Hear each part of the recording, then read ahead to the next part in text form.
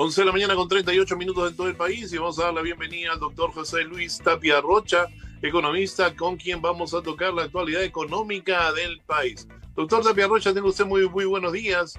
Bienvenido a Contacto Directo. ¿Cómo estás, Adolfo? Muchas gracias. Agradecido por tenerlo en el programa y poder empezar con una noticia que diéramos ayer sobre que el gobierno se endeuda por más de 7.000 millones a mayor costo, coloca bonos soberanos. ¿Nos puede explicar un poco esta noticia? Bueno, está entrando en la fase de endeudamiento, que significa que ahora los peruanos vamos a tener que pagar a futuro todo eso. Y lo que ahora señalas, que la tasa de interés que ahora le están calificando al Perú, es decir, como un país más riesgoso, es producto de la calificación que habíamos señalado en tu programa anterior, que la calificación de Standard & Poor's y Fitch Rating, que nos pone una calificación BB negativa, se iba a traducir en mayores tasas de interés producto del riesgo que estamos nosotros develando así nuestras falta de una estabilidad política sobre el manejo ordenado de la economía, y eso pasa factura en los bonos, ¿no? O sea, los bonos, a ver, para que lo entienda el público, lo que está haciendo el gobierno es lanzar bonos. ¿Qué es un bono? Es un compromiso de devolución de los préstamos que reciba el gobierno con una tasa de interés que ofrece. Exacto. Entonces, ese dinero que va a recaudar el Estado en plazas financieras internacionales, le están diciendo al gobierno, ok, yo te voy a prestar. Lo que esperaba que le presten era una tasa, por ejemplo, 9%, pero como lo han calificado al Perú hace poco como un país más riesgoso por su inestabilidad política, entonces ese 9% que ofrecía pagar el gobierno por el dinero que iba a recibir, ahora le dicen, no, te lo voy a con tasa de interés de 10%, o sea, me vas a devolver más el 10% y no el 9% como tú me habías ofrecido devolver. Entonces, esto significa que vamos a tener que pagar, aparte de la deuda, los intereses que corresponden, ¿no? Ahora, ¿por qué llegamos a esta situación? ¿Por qué tener que endeudarnos? ¿Es que acaso no tenemos una caja bastante buena como para poder seguir manteniéndonos? ¿Qué nos lleva a esta necesidad de tener que tocarle la puerta a bancos extranjeros para vender nuestros bonos? Porque tenemos un déficit fiscal que nos está, digamos, apretando el cuello. Significa que el gobierno, en lugar de recaudar más, está recaudando menos en comparación a los gastos que está más bien creciendo. Entonces, como hay una descompensación entre el ritmo de crecimiento de los ingresos por recaudación de impuestos versus la andanada de leyes que están liberando fondos del Estado, y encima el gobierno está pidiendo una ampliación del límite fiscal. O sea, no era que quería solamente 1-2% máximo, que eso es la ley que se lo estaba, digamos, impidiendo que gaste más, ahora quiere ampliarlo, ¿no? Entonces, al ver ese contexto donde el gasto fiscal es mayor que el ingreso fiscal, además tienes una economía que está en una recesión, o sea, desaceleración de la producción, y encima tienes que es más caro pedir prestado a los bancos de acá, entonces va a la plaza financiera y pide prestado de allá, porque tiene muchos pendientes el gobierno por atender estas demandas sociales de gastos que tiene ahí comprometido. Ahora, ¿era el mejor momento para hacerlo? ¿Es que ya era necesario, no había otro momento? Porque como usted dice, y lo dijimos acá, estábamos en una calificación negativa, teníamos pues el problema social que estamos viviendo con ese gobierno y la economía cada vez se iba a menor, pero este gobierno es populista y como gobierno populista pues no deja de entregar bonos por aquí, premios por allá, la presidenta pues inaugurando una cosa, otra cosa. Entonces, ¿se está actuando de la mejor manera o cuál hubiera sido una más saludable salida a este problema? En realidad, cuando hay recesión, todos los manuales de economía te indican si se está desacelerando la producción, también se te va a desacelerar el ingreso de impuestos. Ujú. Entonces tú tienes que bajar tus gastos, eso es lo que te dice. Cerrar el caño, ¿no? Lo que Sí, se dice es cerrar el caño. pero tenemos un problema, liderazgo. Liderazgo tanto del MEF como liderazgo de la presidenta. Liderazgo del MEF es que no tiene ni siquiera dentro del gabinete personas que apoyen la posición del ministro. Yo lo veo al ministro aislado, como también ocurre con el señor, bueno, el ex ministro Contreras. También hay una pérdida de liderazgo ahí. Se ve que no conversa mucho con los congresistas, menos con los gobiernos regionales, menos, peor todavía, con los gobiernos municipales. Entonces, no hace las reformas que debe hacer, reformas liberales, que es bajar gastos. Y frente a esa situación, no le queda al gobierno que ir por el camino más fácil, endeudar a las futuras generaciones con más impuestos, porque eso lo tenemos que pagar tarde o temprano. Si no lo pagamos nosotros, lo van a pagar nuestros hijos. Y si no son nuestros hijos, va a ser nuestros nietos. Entonces, vamos a heredar una carga que vamos a decir, ¿cuánto es la deuda que debe el Perú a los organismos financieros, bancos, etcétera? Bueno, más o menos son 2.000 o 2.500 soles que cada peruano va a tener que cargar sobre sus hombros para cumplir con la deuda que se tiene que pagar afuera. Entonces, eso es por falta de liderazgo político, ¿no? Claro. O sea, liderazgo político, ¿no? Tenemos una presidenta que, pues, desconoce totalmente el tema económico, que al parecer está mal asesorada, porque, pues, yo me imagino al ministro que está en una chamba de jojar margaritas y esperar a que tenga una llamada telefónica y a recibir órdenes, porque un economista de por sí creo que tomaría el toro por las astas y haría los cambios necesarios para sacar al país de esta situación. Mira, y esto que tú has señalado ya viene desde hace muchas gestiones hacia atrás, donde el MEF, yo recuerdo, el MEF era pues el ministerio superministerio, ¿no? Que ordenaba las finanzas, ordenaba los ministros, le decía, usted puede gastar acá, hasta acá, hasta acá, y a todos les ponía su límite de gastos. Exacto, y había que preguntarle, ¿se puede o no se puede, no? Ahora no es eso, ya no pasa por el MEF, pasa por Palacio, 2 cuadras más allá. Y entonces tenemos una carencia de liderazgo y eso pasa factura porque el ministerio debería ser un ministerio digamos, de Hacienda, donde ajuste y no tenga que permitir que un ministro, por ejemplo el de Vivienda, ya le quitaron el límite de gasto, o sea, ya le han autorizado que gaste más a una organización llamada Servicio Nacional de Áreas Naturales Protegidas, también le han quitado el límite del gasto, DIGEMIT le han quitado también, entonces hay mucha presión dentro del gabinete para que le liberen esas ataduras normales que debe tener en época de recesión. Ahora se lo están pidiendo y parece que no le puede decir no a los ministros, porque seguramente si dice no, la presidenta lo desautoriza al ministro y el ministro queda mal parado y aceleraría su renuncia en todo caso, porque ese es el problema que tenemos con un ministro que dice sí a todo.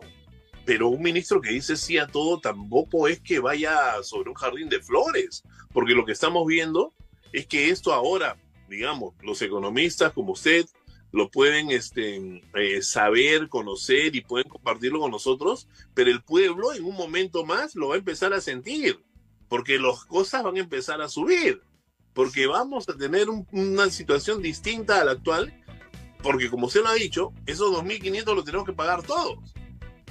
Y tiene la suerte, fíjate, que esto pudo haberse desatado la renuncia cuando dijo que no tenía partido ni bancada. Pudo haber renunciado en el momento si es que no había la noticia que ya faltaba poco para lo de Chancay. O sea, cuando tú notas que ya hay un puerto que está más o menos ya moviéndose al 90%, ya casi concluido, se vuelve la noticia más distractiva, lo cual le da respiro al ministro de Economía, porque piensa que el gobierno es porque ha sido el gobierno el que ha causado esa inversión. Es que ahora el ministro pues se encuentra en medio de, primero, un optimismo, donde ya se ve mucho movimiento, parece que hay competencia de inversiones en puertos, que por un lado sale de Arequipa, por otro lado el Deep Port, por ejemplo, World, que acaba de inaugurar ayer ampliación, creo, no sé cuánto, el doble de lo que va a mover Callao. Entonces está en medio de eso y lo está salvando, ¿no? O sea, lo está como asumiendo de que es parte de su activo como ministro de haber generado, qué sé yo, las condiciones para que esa inversión millonaria, tanto de Chancay como de otros puertos, San Juan de Marcona, que es otro fuerte de los chinos que van a aquí invertir, se ve como parte de las victorias del gobierno, ¿no? Y encima el 5.25% que también dentro de la retórica, digamos, del gobierno es que están optimistas, ¿no? Entonces, los ministros están como viviendo en una burbuja pensando que todas las cosas están marchando bien, ¿no?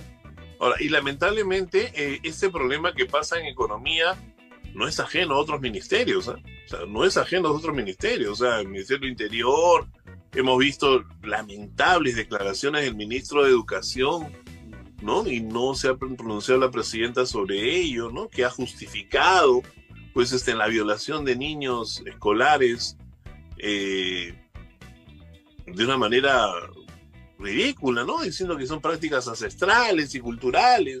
La ministra de la Mujer refrendando ello. O sea, lamentablemente no hay, pues, acá, como usted dijo bien, un liderazgo que pueda poner las cosas en orden, y acá estamos yéndonos, pues, a un camino en el cual, pues, tenemos una presidenta que se hace lo que ella quiere, y lamentablemente la señora no es muy ilustrada como para poder tener en éxito en los destinos de todos los peruanos. O sea, qué miedo lo que se viene, ¿eh? Qué miedo. ¿Cuál es el peor escenario que podría pasar ante la situación que hoy actualmente estamos asumiendo que es la compra de el pedido de este préstamo? Que se acelere o se adelante el calendario electoral. Mira, ya están saliendo figuras bastante emblemáticas, ¿no? Del fujimorismo, el señor Fujimori, Alberto Fujimori, que ya incluso están hablando de una candidatura, algo así. Luego tenemos al señor Añaños, empresario, ¿no? Entonces, ¿qué pasa?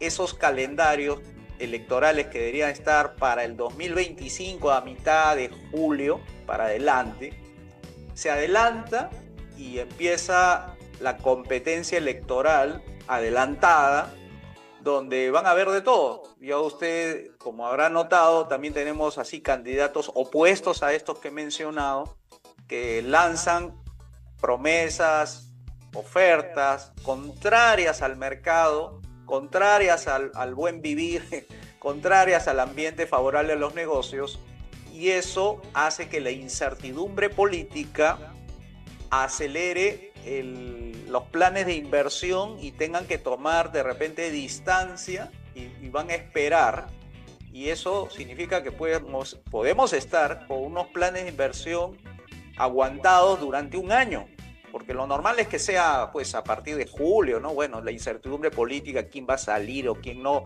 puede ser que en 7 meses lo tengas aguantado las inversiones, pero si se adelanta ahora, estaríamos hablando de un año de pausa de las inversiones, y eso es grave, porque eso aceleraría más esa tendencia negativa de la recesión, y todos los pronósticos que están entre 3%, que están soltando algunos analistas, bancos por ahí, empieza a declinar, empieza a generar que sea 2, 1, y eso es lo peor todavía, porque eso acelera más todavía las expectativas pesimistas, y empiezan pues las inversiones a retrasarse más.